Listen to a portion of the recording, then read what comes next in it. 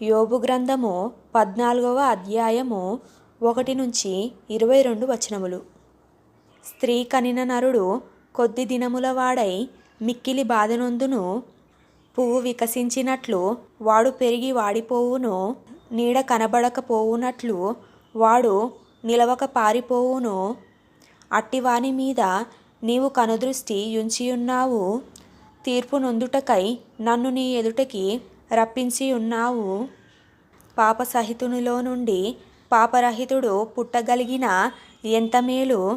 అలాగున ఎవడును పుట్టనేరడు. నరుల ఆయుష్కాలము పరిమితి కలదు. వారి నెలల సంఖ్య నీకు తెలిసేయున్నది.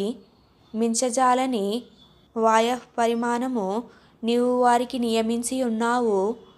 కూలివారి వలె తమకు నియమింపబడిన పనిని వారు ముగించు వరకు వారు విశ్రమము నొందునట్లు వారి వైపు చూడకయుండుము. వృక్షము నరకబడిన ఎడల అది తిరిగి చిగుర్చుననియు దానికి లేత కొమ్ములు వెయ్యుననియు నమ్మకము కలదు. దాని వేరు భూమిలో పాతదై పోయినను దాని అడుగుమొద్దు మంటిలో చీకిపోయినను నీటి వాసన మాత్రము చేత అది చిగుర్చును. లేత మొక్కల వలె అది కొమ్మలు వేయును. అయితే నరులు మరణమై కదలలేక పడియుందురు. నరులు ప్రాణము విడిచిన తరువాత వారేమై పోవుదురు. తటాకా జలములు ఎట్లు ఇంకిపోవునో, నది నీరు ఎట్లు ఎండి హరించిపోవునో, అలాగుననే నరులు పండుకొని తిరిగి లేవరు.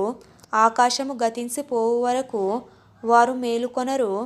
ఎవరునూ వారిని నిద్ర లేపజాలరు. నీవు పాతాళములో నన్ను దాచిన ఎడల ఎంతో మేలు. నీ కోపము చల్లారు వరకు నన్ను చాటున నుంచిన ఎడల ఎంతో మేలు. నాకు ఇంతకాలమని నీవు నియమించిన తరువాత నన్ను జ్ఞాపకము చేసుకొనవలెనని నేనెంతో కోరుచున్నాను. మరణమైన తరువాత నరులు బ్రతుకుదురా? అలాగుండిన ఎడల నాకు విడుదల కలుగు వరకు నా యుద్ధ దినములన్నీయు నేను కనిపెట్టి ఉందును. అలాగుండిన ఎడల నీవు పిలిచెదవు, నేను నీకు ప్రత్యుత్తరం ఇచ్చెదను. నీ హస్తకృత్యము ఎడల నీకు ఇష్టము కలుగును. అయితే ఇప్పుడు నీవు నా అడుగుజాడలను లెక్క పెట్టుచున్నావు. నా పాపమును సహింపలేకయున్నావు. నా అతిక్రమము సంచిలో ముద్రింపబడి ఉన్నది. నేను చేసిన దోషమును భద్రముగా ఉంచి ఉన్నావు. పర్వతమైనను పడిపోయి నాశనమగును. కొండయైనను దాని స్థానము తప్పును. జలము రాళ్లను అరగదీయును. దాని ప్రవాహములు భూమి యొక్క ధూళిని కొట్టుకొని పోవును. నీవైతే నరుల ఆశను భంగపరచుచున్నావు.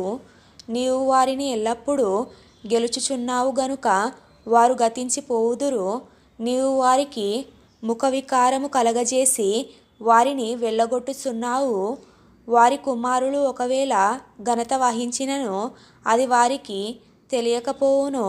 వారు ఒకవేళ అణిగిపోయినను అట్టిగతి వారికి పట్టెనని వారు గ్రహింపకుందురు. తమ మట్టుకు తామే శరీరమునందు నొప్పి నొందుదురు.